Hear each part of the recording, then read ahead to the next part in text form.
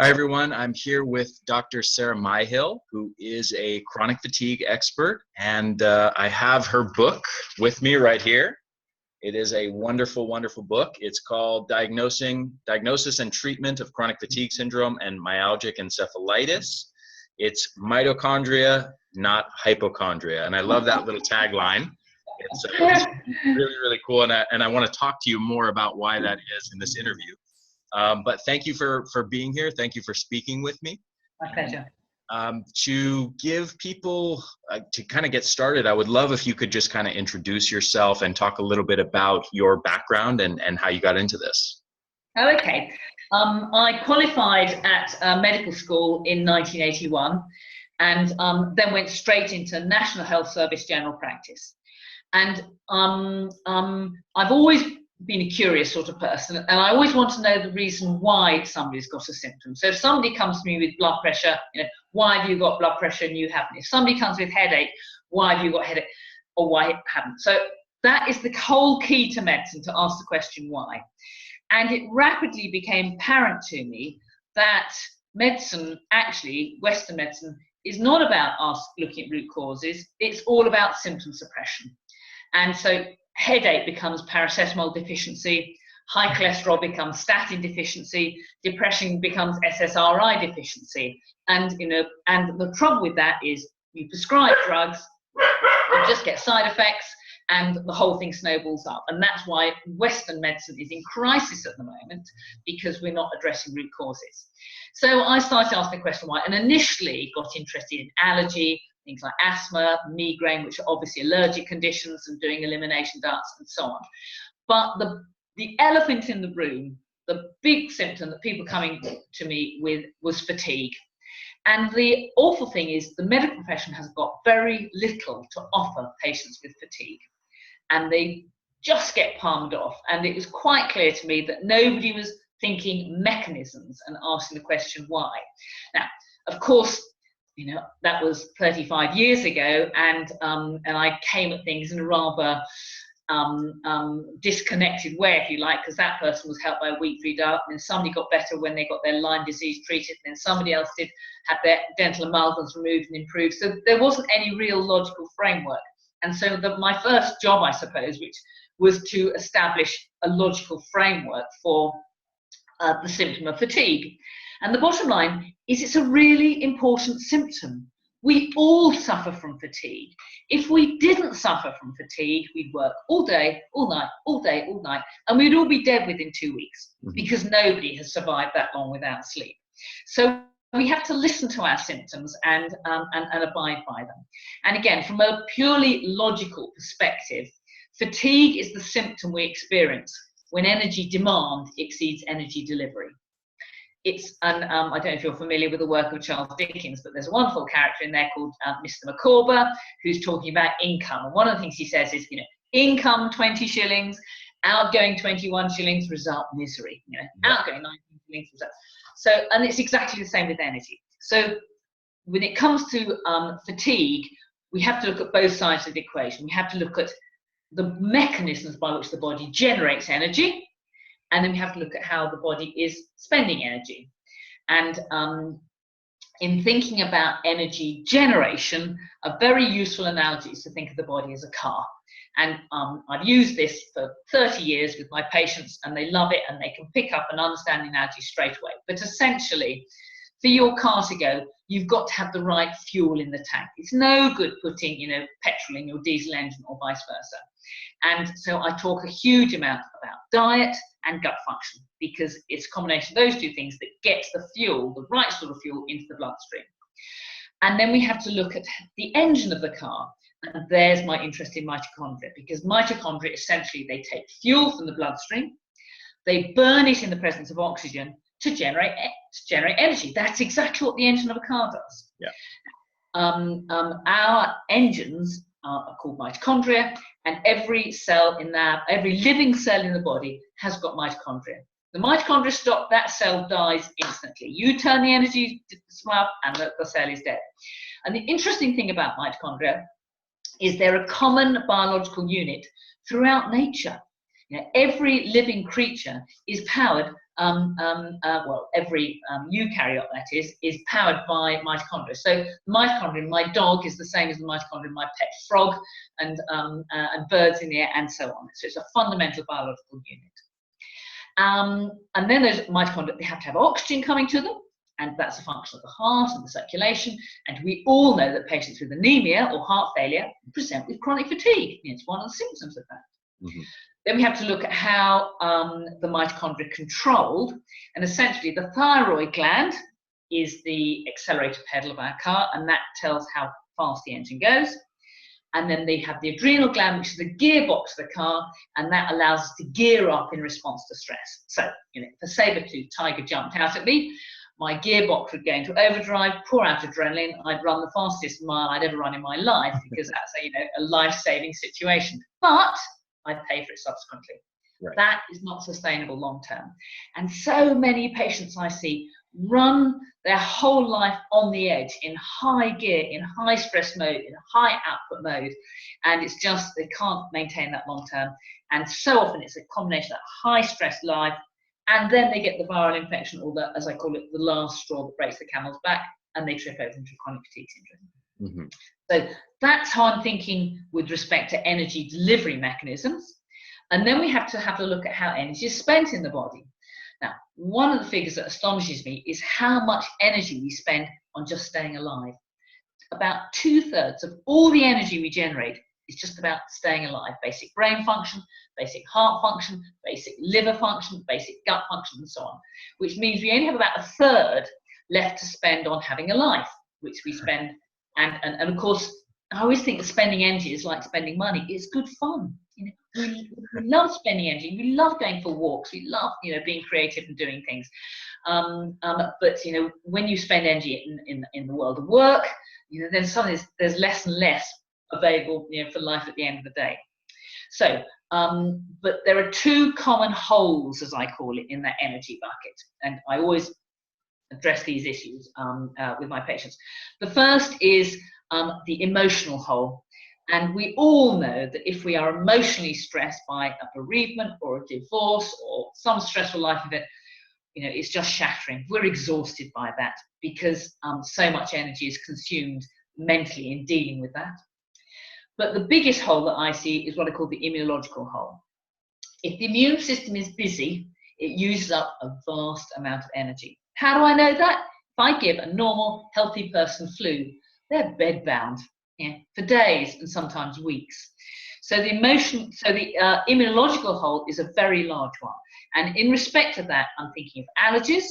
So if you are spending energy uselessly on dealing with allergies in the gut or wherever, then that will cause fatigue and exhaustion. And one of the early lessons I learned with my ME patients is they very rarely got well if they would continue to eat wheat and gluten grains. For some reason, that group of foods seems to be particularly associated with fatigue.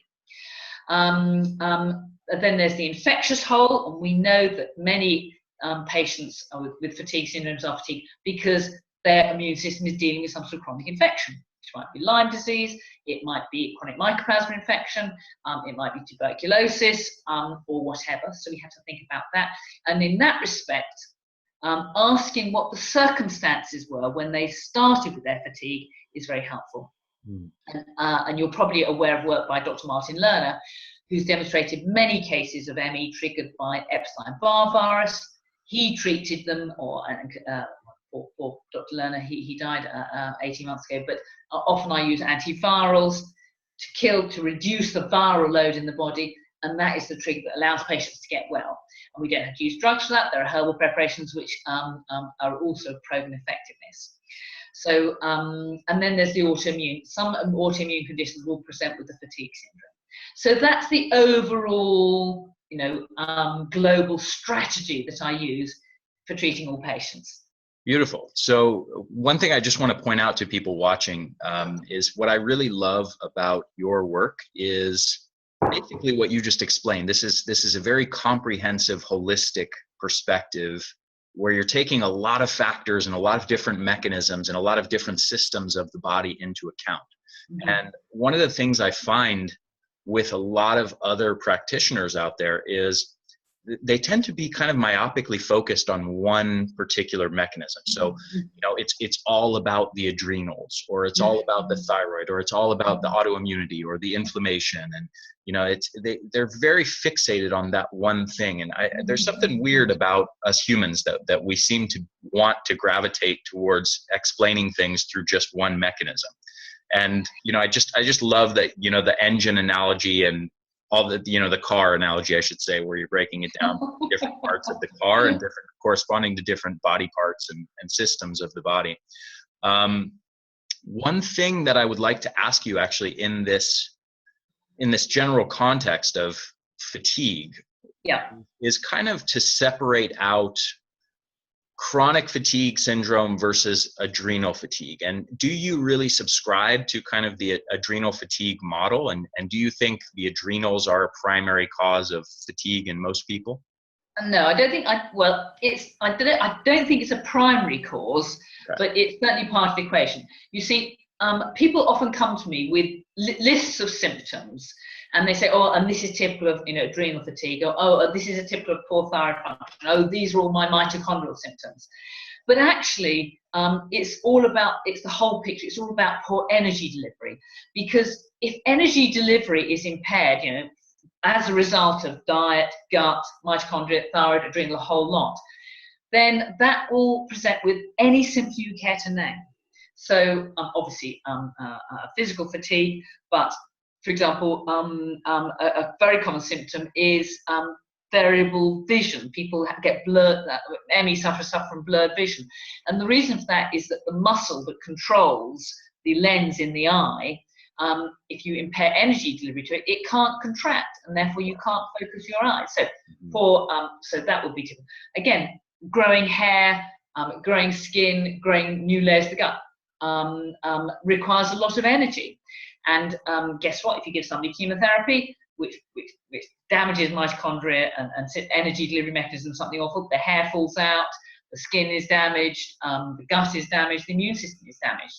So, and again, if you impair energy delivery mechanisms, the immune system won't be able to function. The immune system is our standing army. It requires a huge amount of energy to power it. So there are multiplicity of symptoms that result when you impair energy delivery mechanisms.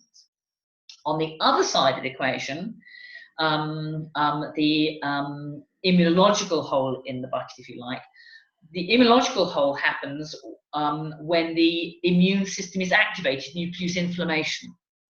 So, and that requires a lot of energy. But the inflammation produces a whole bunch of other symptoms, which are characterized by heat, pain, swelling, loss of function, and so on. And this allows us to define what chronic fatigue syndrome is and what ME is. Because chronic fatigue I see as arising when the energy delivery mechanisms are wrong. So you just can't deliver energy. The ME arises when there's an inflammatory component as well. So it's chronic fatigue syndrome plus inflammation, which might be inflammation from allergy, it might be inflammation from chronic infection, it might be inflammation from autoimmunity. So, the adrenal symptoms that people, complain of, to my mind, are very similar to the poor thyroid function symptoms that they complain of, which are very similar to the mitochondrial symptoms, which are very similar to the poor diet and gut function symptoms. There's just so much overlap because they all result in the same clinical picture. Fatigue, foggy brain, lactic acid buildup, etc., etc. Does that kind of make sense? Yes, absolutely. And I'm so glad you pointed out how these symptoms are overlapping. And, the people who are saying it's all about the gut are saying, oh, do you have this symptom, this symptom, this symptom? And the people who are saying it's all about the thyroid are talking about the same symptoms. And the people who are talking about the adrenals are talking about the same symptoms. Correct. That's the thing. Now, of course, we are terribly influenced by our personal experience. And of course, the reason I got interested in this whole field originally was through allergy. And, I found very early in my career, I was very allergic. I had allergy to dairy products. And so, in the early days, as far as I was concerned, all chronic fatigue syndrome was allergy. Mm-hmm. And I was putting people on elimination diets and trying desensitization. And then I suddenly went, in fact, you know what? That's not the elephant in the room. There are all these other things as well. So, the way that we get into the subject, influences our thinking enormously. Yes, absolutely. There was actually a recent article that I read trying to remember the name of the website. It was maybe adrenalfatiguesolution.com or something along those lines. And the person writing it did a really interesting survey. So they took data from, I believe it was from WebMD, relating to chronic fatigue syndrome. And they did essentially a survey of the primary symptoms and the secondary symptoms associated with chronic fatigue syndrome. And they said, they surveyed a bunch of people with chronic fatigue, and they said, do you have this symptom? Do you have this symptom? Do you have this symptom? So they created a graph of, a certain percentage of respondents said, yes, I have that symptom, to each one of these symptoms on the list. And then, since this was a site on adrenal fatigue, the person doing the site also decided to do the same survey with people who were suspecting they had adrenal fatigue. And so he created another, chart of people responding to all the same list of symptoms. Yeah. And the percentages were almost identical. Yeah. So meaning, people who suspect they have adrenal fatigue were essentially complaining of the exact same symptoms that people with chronic fatigue syndrome were complaining of. Yes. And there's one other interesting layer to what this guy did. He did a Google Trends search, which is like to look up the trends over the last several years of, the amount of people searching for keywords. So since, I believe, like the early 2000s, he did a trend search for chronic fatigue syndrome and adrenal fatigue. Mm-hmm. And it creates this amazing graph that's like an X. So what that means is the amount of people searching for chronic fatigue syndrome used to be very high in the early 2000s, and now it's very low. And during that same span of time, adrenal fatigue, which was created in 1998 by James Wilson, that has gone up from nothing basically to now being very high. So there's been this kind of switch where people are now thinking of fatigue in the context of adrenal fatigue instead of chronic fatigue syndrome. Well, medicine is very fashionable, and that's a lovely example of a fashion, if you like. Yeah. But my view is adrenal. Chronic fatigue is the symptom, if you like. The product, adrenal, is part of the mechanism, but only part of the mechanism. Mm-hmm. Gotcha. So let me see. The other thing I want to ask you here is about the subtitle of your book. It's Mitochondria, not Hypochondria. So kind of explain why that is. To people watching this, why hypochondria? Why would that even kind of enter the picture?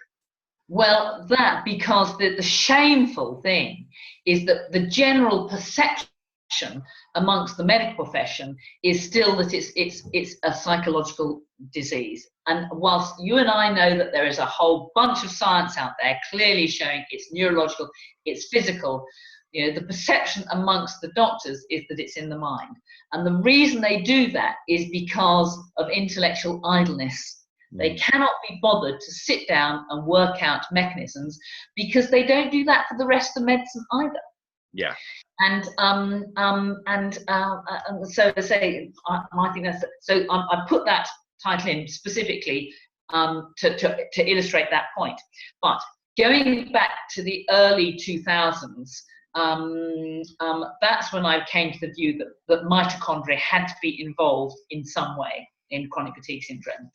And I've had a very productive relationship with a wonderful biochemist called Dr. John McLaren Howard, who worked at Biolab in London and now has his own laboratory, Acumen Laboratories, in the Southwest. And so I put to him that I thought that mitochondria were some way implicated in chronic fatigue syndrome. And he has been brilliant. He has taken tests which are normally done as research tools and given them clinical application. And to cut a long story short, he developed a test which he called ATP profiles, which essentially is a measure of mitochondrial function. And there are, as part of this test, he looks at the ability of mitochondria to make energy, to make ATP, how efficiently ATP gets from mitochondria out into the cell where it's required, how efficiently that ATP can be used in order to generate energy, and then how well the ADP is sent back into mitochondria. So there's a cycle, and he measures 5 different facets of this cycle, any one of which may comprise a rate-limiting step. Now, the important point about that is by measuring the parameters and comparing them to normal ranges, we can get what I call a mitochondrial energy score. And the important point about that, because we, together with Dr. Norman Booth from Oxford University, the 3 of us, we published a paper which essentially compares mitochondrial energy scores with the clinical ability of the patients. Now, I know this sounds a bit complicated, but the upshot of it was there was a very nice relationship. We had 71 patients, and it was almost a straight line relationship. The worst affected patients had the worst mitochondrial energy scores, and the mildly affected ones had the best. Now, I saw the patients. John McLaren Howard did the studies, did the tests, and it was all collated by Norman Booth. So it was effectively blind. John didn't know how sick the patients were.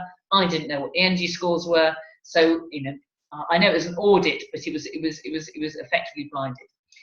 The second important point about those tests is Acumen laboratories are able to determine whether the mitochondria are going slow because they were deficient in something, because obviously for enzymes to work you need raw materials such as acetyl-L-carnitine, coenzyme Q10, vitamin B3, magnesium. These are all essential raw materials for mitochondria to work. Or if the mitochondria are going slow because they're blocked by something, you know, something is stuck onto translocated protein, something is inhibiting oxidative phosphorylation. And in those early days, I was seeing many farmers, because I live in a farming area, who had been poisoned by organophosphates, and organophosphates inhibit oxidative phosphorylation, you know, for obvious biochemical reasons. So, you know, I had a whole bunch of those in that group. So that was interesting because, of course, that has implications for management. You know, are your mitochondria going slow because you're just lacking CoQ10 or you're deficient in magnesium or B12 or whatever, or are they going slow because they're being inhibited? Yeah. So it's a really useful practical test that not only gives us an objective measure of fatigue, and that has been incredibly helpful for getting benefits for patients. And that's why I call it, you know, it's mitochondria, not hypochondria. And I don't think we have ever lost appeal for benefits or for pension rights when I've got mitochondrial function tests, because it's an objective measure of fatigue. Yeah. So that's very helpful. And then, of course, it's very helpful because we know if they're going slow because patients are deficient in something and we just give them supplements. But of course, they've got to be able to absorb it, and that's a little bit more about gut function.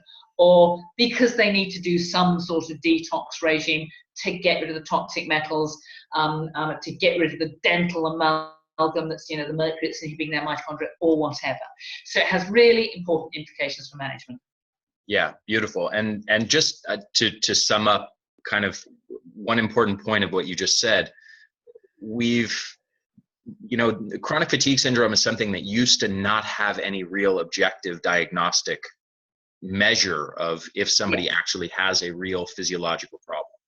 And because of that, my understanding is most conventional MDs have looked at it as mainly hypochondria. It's all in the head. It's a psychosomatic thing. It's like depression or something like that. And you, with this test, with the ATP profile test, you've been able to show objectively, hey, there is a real physiological cellular problem going on here. Correct. But what you have to remember is those 71 patients that I had were all patients who I had worked with for some, certainly months, and some of them years already. So they had already had other aspects of their condition tidied up. So they were all doing a Stone Age DART. They'd had their thyroid function checked. They'd had their adrenal glands checked as much as I was able to. You know, the ones that obviously got chronic infections had been dealt with. So they were the patients with whom I was stuck. And at that point I said, there's got to be something else going on here. And that's when I got started interested in the mitochondrial stuff. So, I mean, it would be lovely to repeat that work, but it's not the sole lesion in people with ME. I mean, I've got ME patients who've got normal mitochondrial function tests, but they've got Lyme disease. They've got a massive immunological hole in their bucket, and that's why they're fatigued. Or they've got chronic Epstein-Barr virus. So, you know, it's not particular to each and every patient with chronic fatigue syndrome or ME, but it's a very common denominator. Gotcha. Now, going back to this kind of discussion around adrenal fatigue versus chronic fatigue syndrome, do you suspect that a large percentage of people who let's say believe they have adrenal fatigue or suspect they might have it, do you suspect that a lot of those people would have mitochondrial dysfunction to some degree? Yes, I'm sure. Yes, those two things go in parallel very often. So yes, if you find one, you find the other. I mean, I have to say that as I get, older and perhaps more experienced, my medicine gets more simple. And what I find is that the basic things done really well get a lot of people a long way. As far as lifestyle interventions. Yes, correct. And perhaps the most difficult, but the most important intervention is dietary. And the diet is so important. And I learned so much of this stuff from two cardiologists.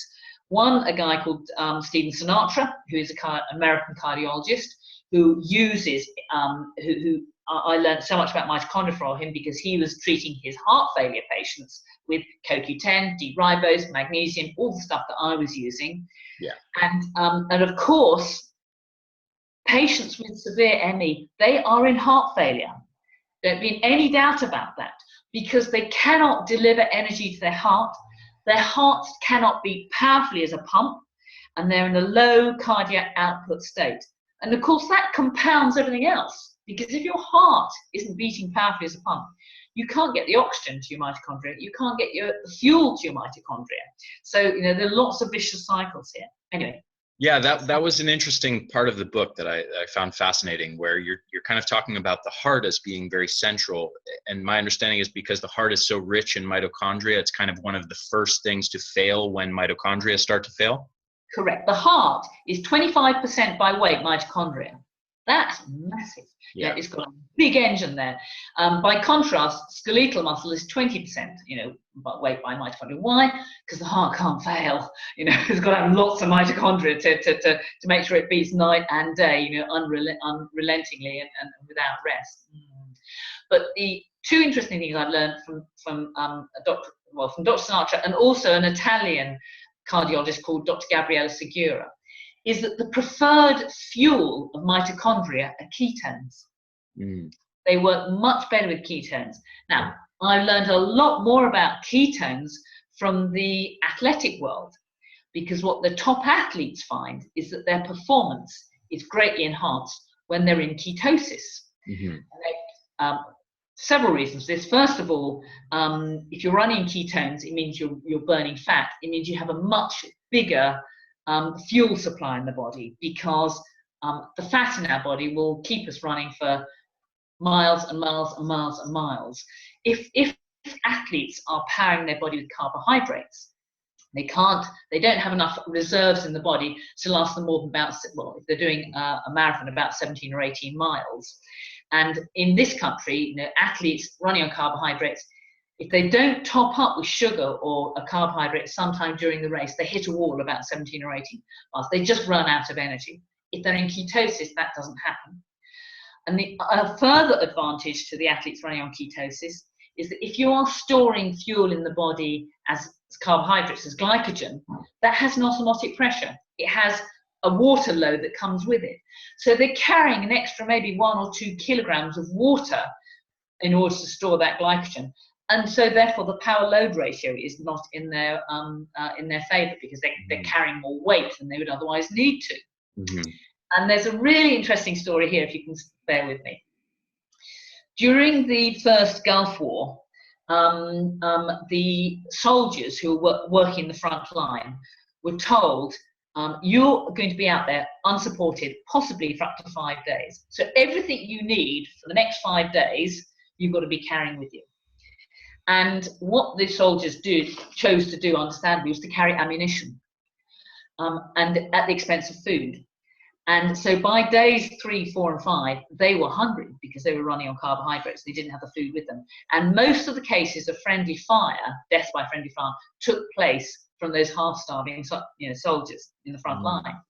So the American Army commissioned work by a doctor at Oxford called Dr. Kira Clark to develop a fuel for those soldiers in the front line, what's the most weight efficient, fuel? And to cut a long story short, she developed beta-hydroxybutyric acid, which is a ketone body.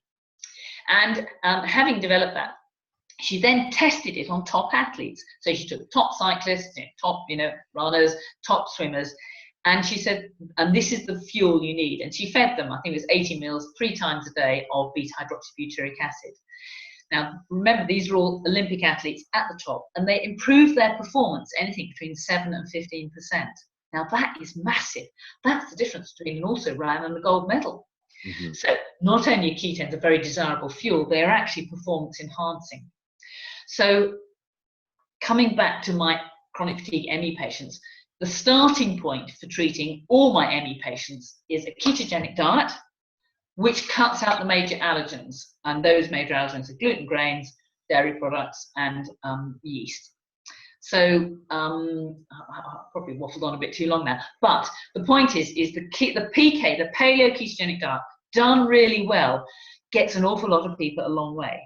Interesting. And there's a second reason why this diet is so important, because I'm now recognizing that gut function is terribly, terribly, terribly important. And one of the problems of eating Western diets, where starches and sugars and carbohydrates are the basis of it, is that our gut becomes a fermenting gut instead of a digesting gut. Mm-hmm. Now I'm going to jump sideways now, so I haven't forgotten that point. But the human gut is almost unique in the mammal world, because the upper gut is a sterile digesting gut designed for meat and fat. The lower gut, the colon, is a fermenting gut designed to ferment vegetable fiber, and that gives it's good for gut function, for gut health, and it gives us a certain amount of calories. So we can get maybe up to 500 kilocalories a day through fermenting fiber. But if we overwhelm our ability to digest foods by eating lots of sugars and starches, the upper gut becomes a fermenting gut. And that's bad news, because if you start fermenting sugars and carbohydrates, first of all, the products of fermentation include things like alcohol, D-lactate, hydrogen sulfide, all of which are toxic, all of which have to be dealt with by the liver. So it places an unnecessary toxic load on the liver. Then you get a build-up in the upper gut of bacteria and yeast, which are not friendly to the body, because they shouldn't be there. And these bacteria and yeast, they very easily get into the bloodstream. Now, as a medical student, medical students, we're taught, oh, all the bacteria are contained within the gut, and there they stay. Not so. They very easily get from the gut into the bloodstream. So, for example, just chewing food or brushing your teeth, and teeth bacteria, or rather mouth bacteria, you can find in the bloodstream, seconds afterwards. They very easily get there. If you Google bacterial translocation, that describes the business of bacteria getting from the gut into the bloodstream.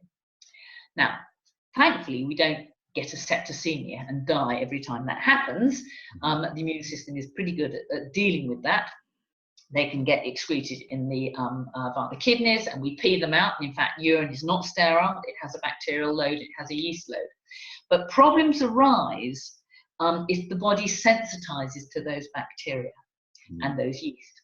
And I think a whole host of modern conditions are inflammatory conditions driven by bacteria and yeast, and that includes autoimmunity, arthritis, conditions like chronic urticaria, intrinsic asthma, chronic venous ulcers, connective tissue disease. I think these are all downstream of the fermenting gut. Interesting. I think. Quick question on the ketogenic diet. I've seen a lot of people get better with eating a ketogenic diet. I've also seen a lot of people complain that it made them worse. Okay. Now the thing about the ketogenic diet is it's difficult to get into it. Now, if we look at how human beings have got this amazing dual fuel system. The body can run on sugars and carbohydrates, and it can run on fats. And we have to ask why that evolved. Now, when primitive man, evolved and migrated north or south, he had to survive the winter. And in the autumn, along would come an autumn harvest, a windfall, and there would be his honey and fruits and vegetables and root vegetables and pulses and grains and whatever. And if he had a digestion that could cope with that, and he obviously did, he would eat those foods. And in fact, those foods are addictive. We eat sugars and carbohydrates in an addictive way. And when that happens, we produce insulin, and those sugars and carbohydrates get laid down as fat. Now, fat has great survival value for a winter. It's insulating, and it's a source of fuel. So it helps us survive the winter. Now, when that autumn harvest came to an end, as it would have done because the foods went rotten or we just ran out or it got too cold, man switched back into fat burning mode. The problem now is we live in permanent autumn, and we get a bit addicted to it. We get very addicted to those sugars and carbohydrates, and we end up in permanent autumn mode and eating sugars and carbohydrates all the time. So the body doesn't learn the business of switching into fat burning, if you like. Yeah. Now, the business of switching to fat burning doesn't happen overnight. And there is what I have chosen to call a metabolic hinterland, a nasty window of time when you're trying to get into ketosis, you're cutting out the fats, you're cutting out the carbohydrates, so you can't fuel the body with carbohydrates. But there's an inertia in the system, there's a metabolic inertia, and you can't burn fats because of this inertia in the system. Interestingly, to burn fat, you need thyroid hormones. And I suspect that some people can't get into ketosis easily. They can't get into burning fat because they don't have the thyroid function to deal with that, to allow that to happen. Now, jumping sideways, because we're onto thyroids now, you may be aware of the work of a wonderful American endocrinologist called Dr. Blanchard. And he's written lots of books about hypothyroidism. His estimate is that between 20 and 40% of Western women are hypothyroid. It's a very common problem. And my guess is that the people who can't get well by going to ketosis don't have the thyroid hormones to allow them to fat burn. And since, if he is right, hypothyroidism is very common, that could explain a large chunk of the people who struggle with a ketogenic diet. Gotcha. Okay, so two questions. Well, if it is that common, then how do you get around that? Are you maybe assessing for that and then telling people who you suspect that is a problem for you, telling them not to go full ketogenic, or what we have to do is then sort their thyroid out. Okay. And there's a section of my book on precisely that problem. But underactive thyroid is hugely, massively underdiagnosed. Why? Because doctors rely on blood tests, they don't listen to what patients tell us. Now, in chronic fatigue, the sort of hypothyroidism that most doctors recognize is what's called primary hypothyroidism, when the thyroid gland itself isn't working properly. Mm-hmm. And we're seeing epidemics of that. Why? Because iodine deficiency is pandemic. We're probably all exposed to things which knock out the thyroid gland, like mercury, like fluoride, like radioactive iodine 131 from Chernobyl or Fukushima, like viruses. The thyroid gland is susceptible to viral attack. Mm-hmm. So underactive thyroid, because the thyroid itself is failing, is very common. Now, as the thyroid gland starts to fail, there's a feedback loop, and the thyroid stimulating hormone is produced by the pituitary. Now, most people should run a TSH of about 1 or 2. The normal distribution of TSH is negatively skewed. So what that means is that as the thyroid starts to fail, the level of TSH increases, and the point at which we cut it off and say we need treatment or we don't need treatment is very variable. So in this country, you have to run TSH of maybe 5 or 6 before the doctors consider treating it. In America, the threshold is 3 before the doctors consider treating it. If you're pregnant, and you're obviously female and pregnant, then the threshold is 2. So where you lie on the spectrum determines whether or not you will receive treatment. Actually, they changed it recently in the US. I think it may be 3 now, but it used to be more like 7 or 8, actually.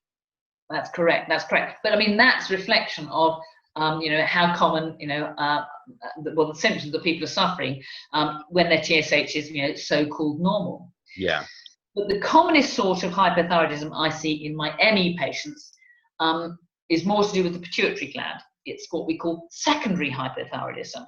And in that event, the TSH is often normal because the pituitary isn't working well, but the level of T3 and T4 are right at the bottom end of reference range. Mm-hmm. Now, the trouble with it in this country is that, the normal range of T4 is set at about 12 to 22.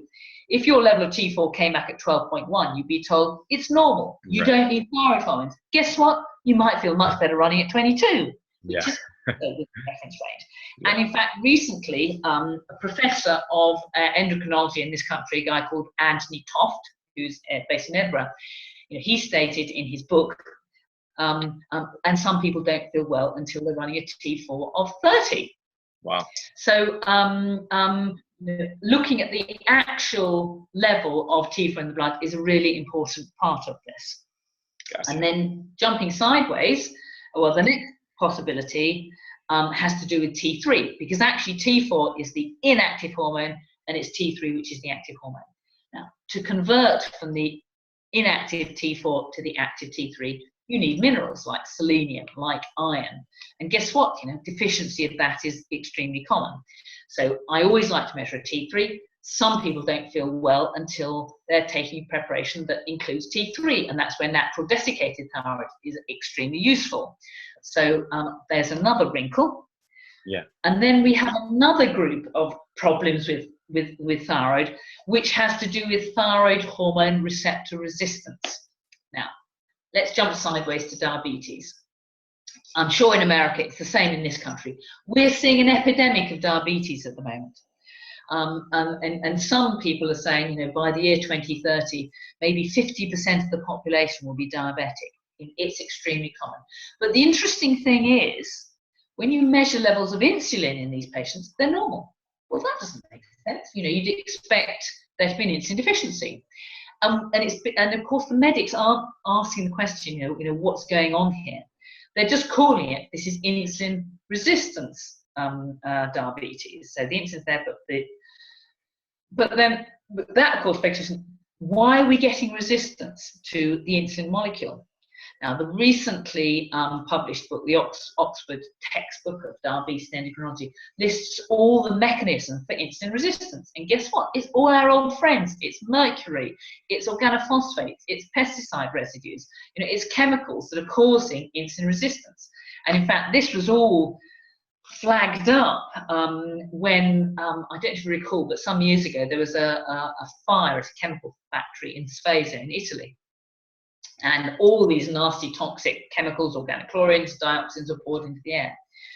It became apparent some years down the line that there was a real hotspot of type 2 diabetes around this, this factory. And that prompted some work in Japan, where they took people off the street and they measured their toxic load of chemicals. And what they found is that those people with the highest level of chemicals in their blood and in their fat were 38 times more likely to have diabetes compared to those people with the lowest level. Wow. And there's a big paper in the Lancet, an editorial in the Lancet flagging this up saying, we've got it wrong with diabetes, we should be looking at insulin resistance. Guess what? That's all died a death. And now that is not part of conventional medical workups of patients with diabetes. But the point here is the same principles apply to thyroid. And I think that whatever it is that's causing insulin resistance is also causing thyroid hormone resistance. And funny enough, as a patient I was talking to yesterday, and she's got a very peculiar combination of Addison's disease and Cushing's, which you wouldn't think possible. But the only way we can explain that, she's got high levels of adrenal hormones, but they're not impacting, is she's got adrenal hormone receptor resistance.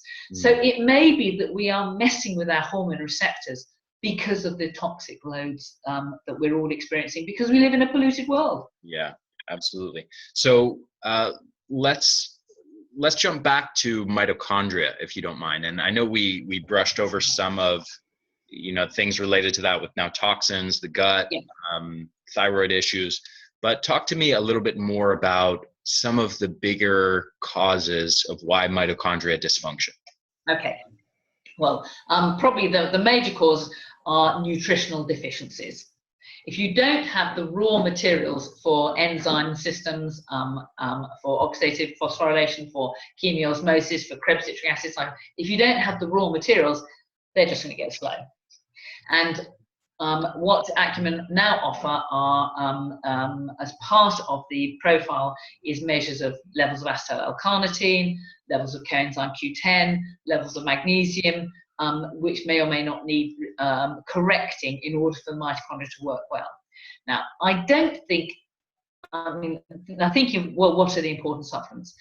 I don't think I've ever seen a patient with a normal level of coenzyme Q10 who isn't already taking supplements.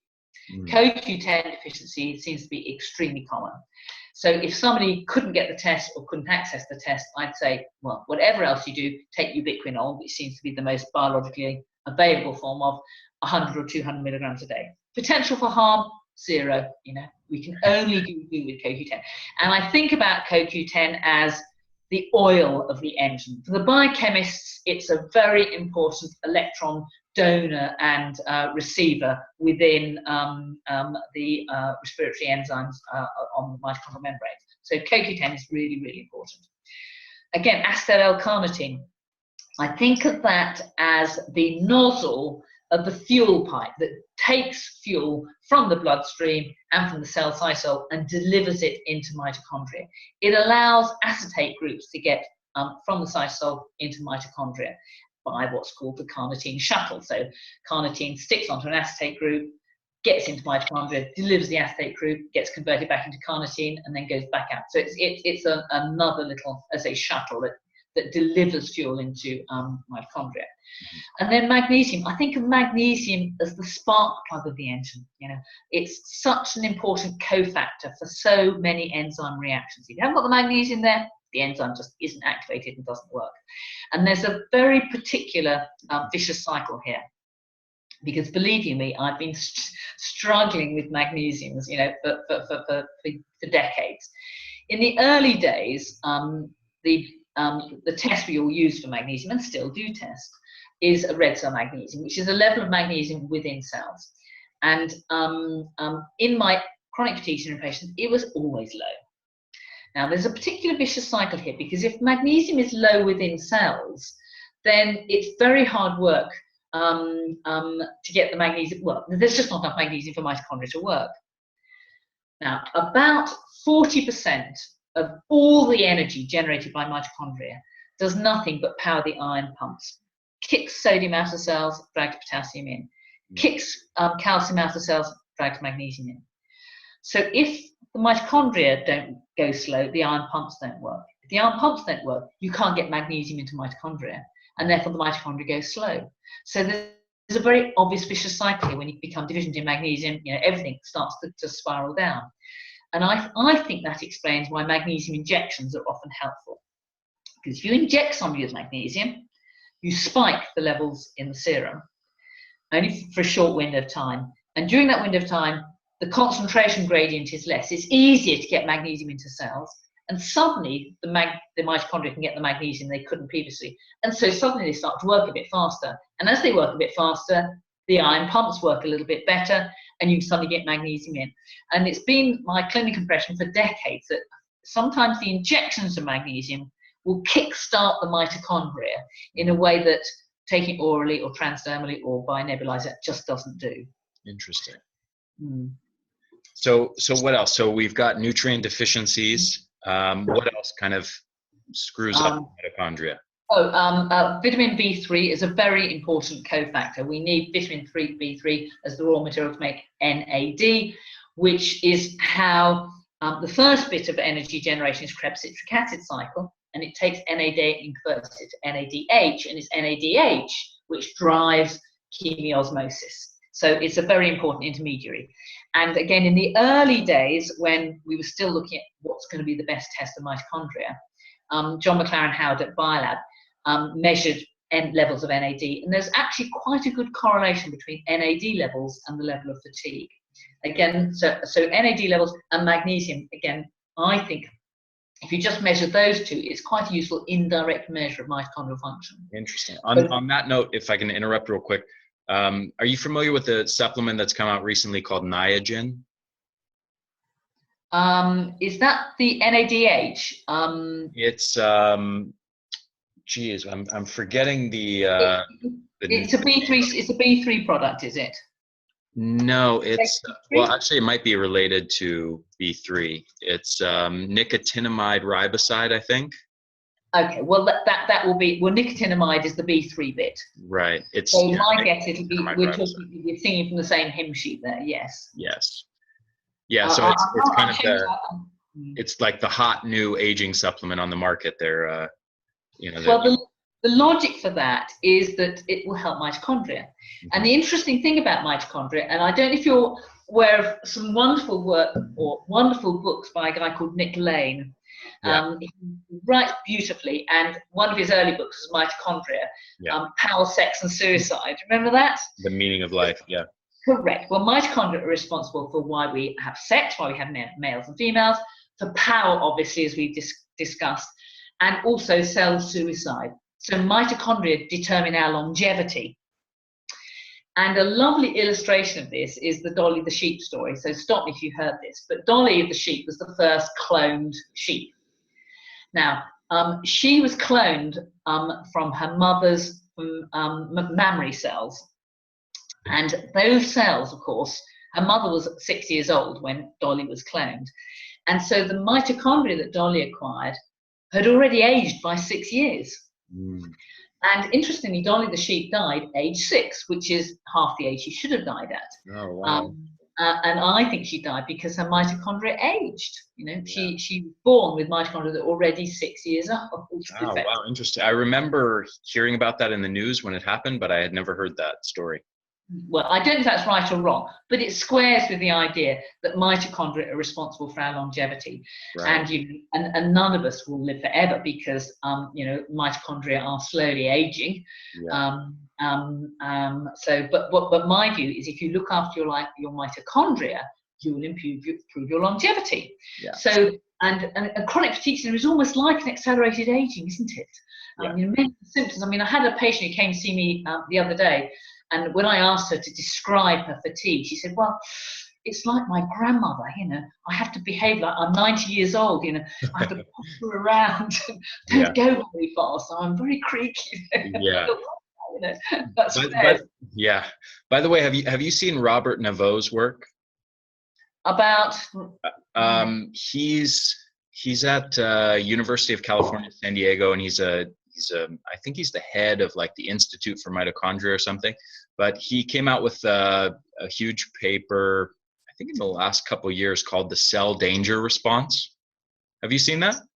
I'm not sure I have, no. Oh yeah, I'm actually shocked that you haven't seen it, because it's so related to your work. You would absolutely love it and be fascinated with his work. And I mean, for me, I put your work and his work together, and everything just started to make sense for me.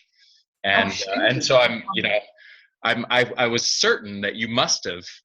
I'm shocked at myself. I have to go and find that and look at it. I mean, I'm not saying, I don't think it's like so popular or so well known or something like that, but I think it's absolutely an incredible piece of work. And I know, Nikki Gratrix, right? Yes, very well.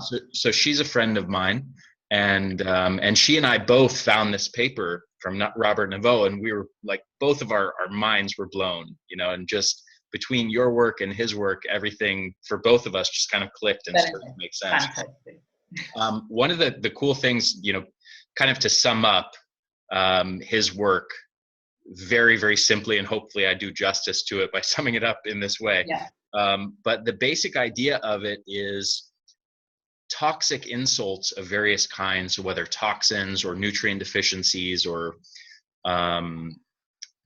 emotional traumas, or lots of different kinds of stressors, essentially kind of engage the mitochondria in a sort of defense mode, where their role is now kind of to defend against threat.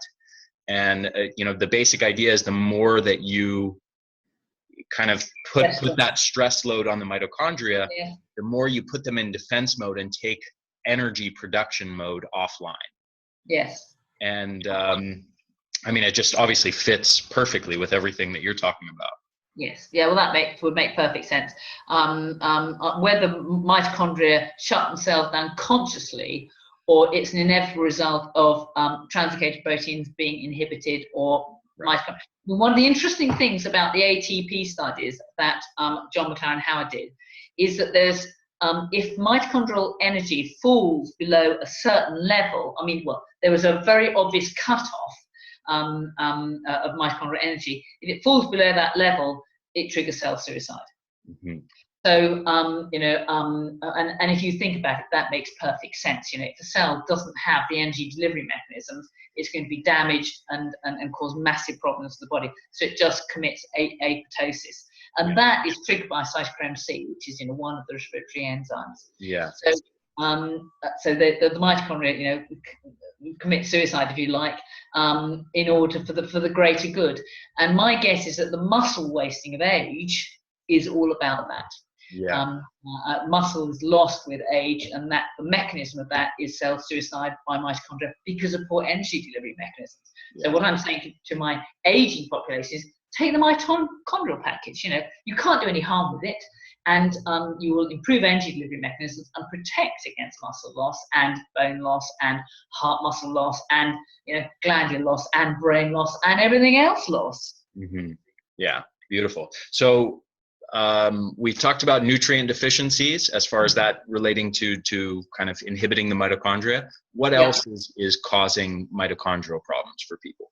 Well, obviously the toxin, what's inhibiting mitochondria, which is often toxic stress, and the obvious things are like heavy metals, dental amalgam, pesticide residues, and so on. But I'm increasingly coming to the view that products of the fermenting gut can also inhibit mitochondria.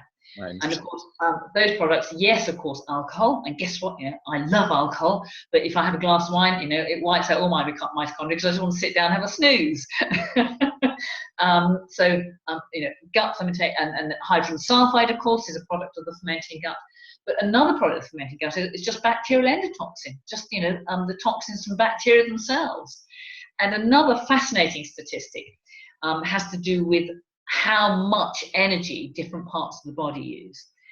So at rest, the heart uses about 7% of the total energy generated by the body. The brain uses about 20% of all the energy generated by the body. But the liver consumes 27% of all the energy generated in the body, which is massive. Yeah. That blows my mind away. The liver is consuming more energy than the heart and the brain put together. Wow. What's it doing? And the answer is, it's dealing with everything that comes from the gut. You see, if you look at the anatomy of the gut, it's supplied from the heart, the blood supply comes from the heart, but all the venous drainage from the gut goes to the liver via the portal vein, where it has to be sorted out. I mean, if the contents of the portal vein bypassed the liver and went straight into you, you'd be unconscious, and out of it within minutes. Yeah. And the liver does a massive job in taking out the bacterial endotoxins, sorting the products of the fermenting gut, ironing out blood sugar levels, and all that stuff.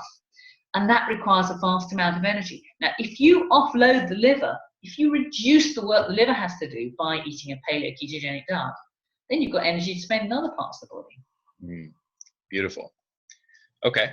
So toxins, the gut, yes, nutrient deficiencies. Is there anything else? They're the big things that I look at. I can't think of anything else off the top of my head. What about infections? Oh, well, infections is the other side of the equation. Infections, as I call it, kick an immunological hole in it. But you're absolutely right. Occasionally, I mean, one of the extra tests that I asked John to do, if I've got somebody who's got translocator protein problems, so they can't move ATP and ADP around, is he does translocator protein studies. And we often find immunoglobulins stuck onto mitochondria. So it's another way in which infections can impair energy delivery mechanisms. If you get virus particles or antibodies or immunoglobulins stuck onto translocated protein, then that will interfere with how mitochondria function. And of course, when I talk about toxins, I also include drugs. And many drugs will inhibit mitochondrial function directly, like statins, for example. Yeah. Now, the mechanism they inhibit mitochondria has to do with coenzyme CoQ10, because they block the body's own production of coenzyme Q10. It's one of the many reasons why I hate statins in particular. Yeah. But beta blockers inhibit mitochondria and slow them down. Chemotherapy, completely targets mitochondria and knocks them out. So, and a lot of drugs are a problem. And again, yeah, I was actually shocked as I was reading your book. I didn't know how common it is for prescription drugs and over-the-counter drugs to be toxic to the mitochondria when taken in the long term. I didn't realize it was like over 50 or 60% or 70% of these different drugs become toxic when taken long term. Absolutely. Yeah.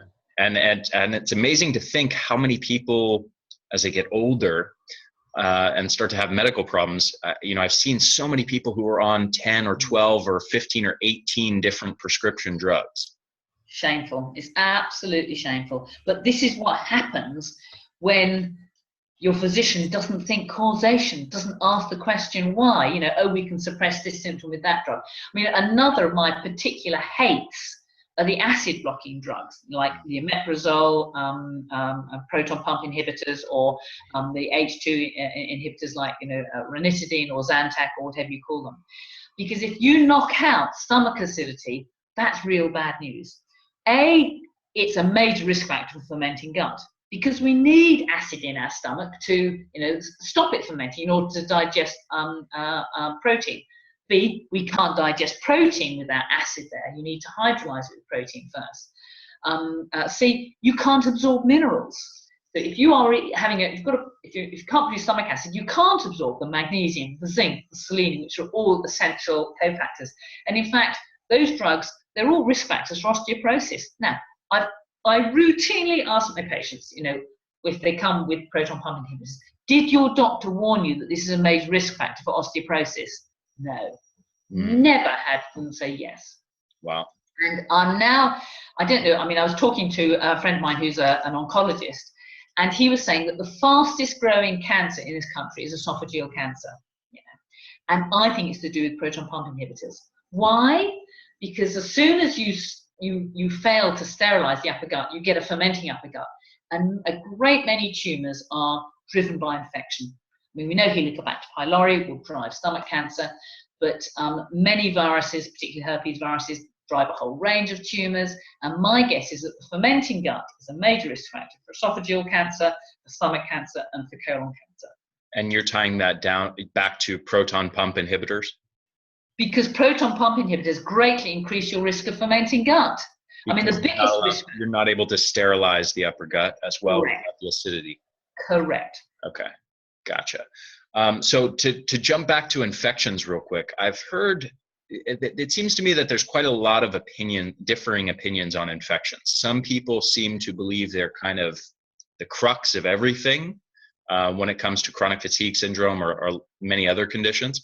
And then I've also heard a number of people kind of talk about them as being secondary to, once you get some of these other holes in your immune bucket or your mitochondria start to dysfunction, then the infections come into the picture.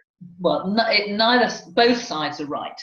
Okay. But the way I look at the infection story is, life is an arms race.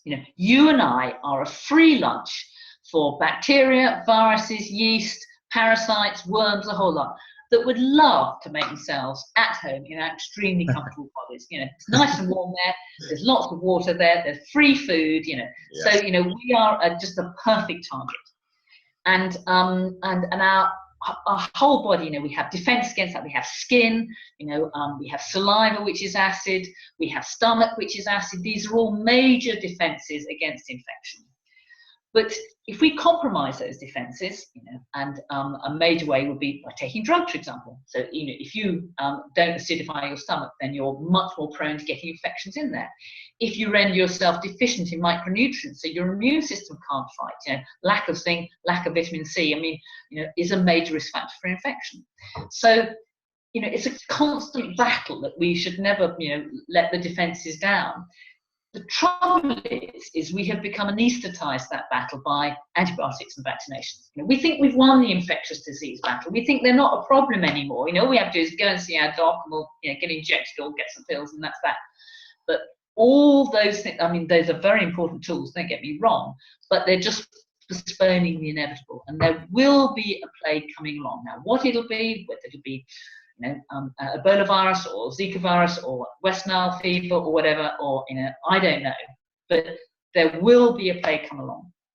And and what I'm saying to my patients is, don't wait for it to come along. Put the defenses in place now. So eat a paleo ketogenic diet. Don't take the drugs.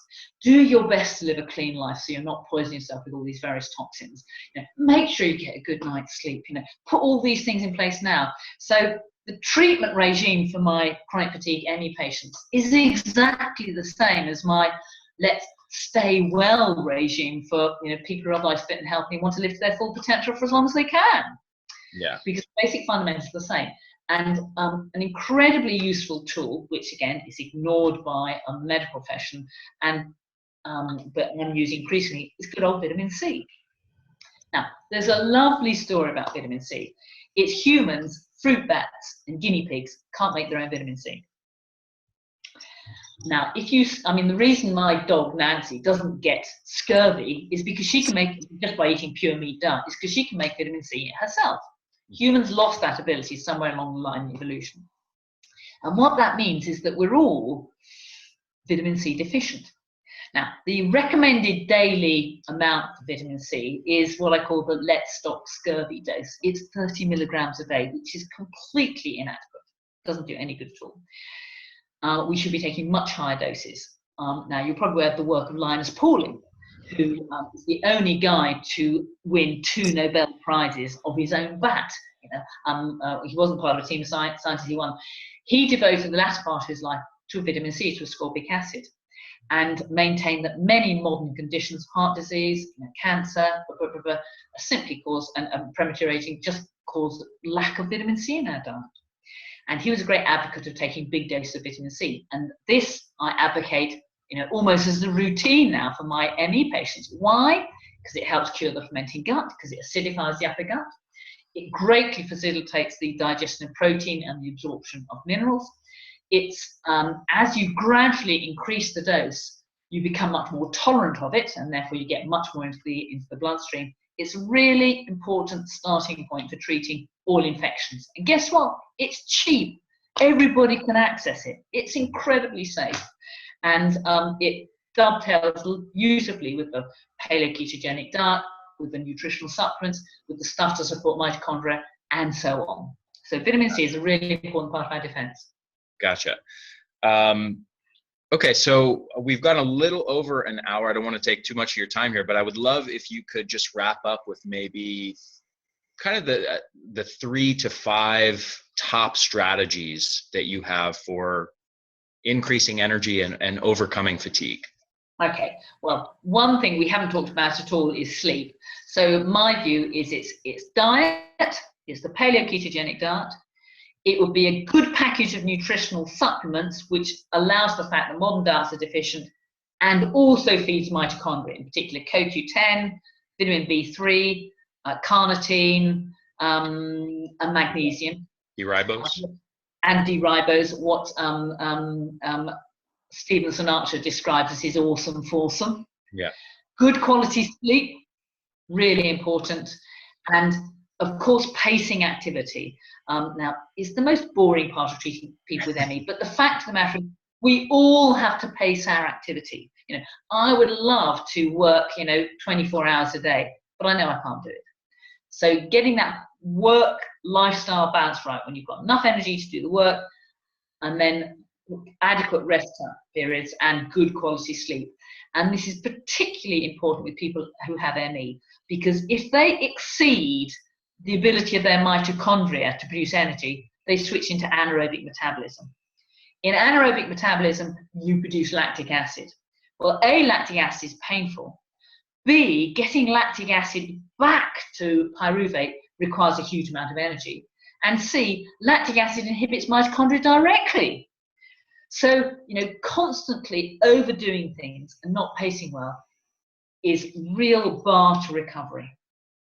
Boring, but really, really important. You've got to pace. If you're getting post-exertional malaise, then you're constantly overdoing things, and you will never get well while that state of affairs prevails.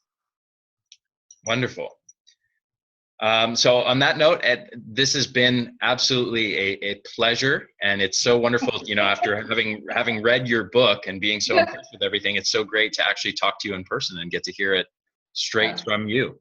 Very kind, thank you. Yeah, I just want to thank you so much for taking the time to share your wisdom and brilliance with my audience, and thank you very much, and I hope to talk to you again very soon. That'd be great. Thank you. Nice to meet you too, Harry. Okay. Bye for now. Bye.